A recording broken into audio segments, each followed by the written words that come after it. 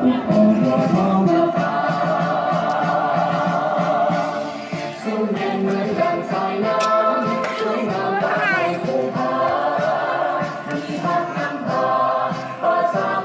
อาแก่แล้วจะตุกเป็ดลอยนั่นมาทึกได้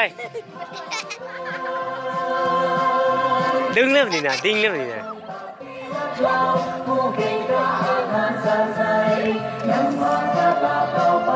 สู่จุดหมายแข็งแกร่งทางนี้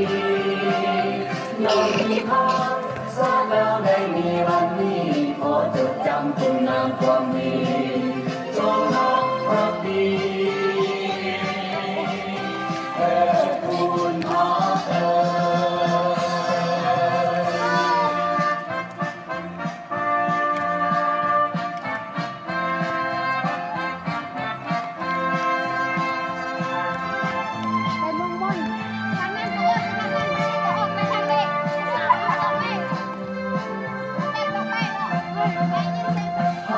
คนไทยได้สร้างความทั่วแผ่นดินลา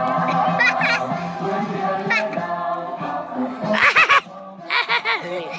มันไปได้เนาะ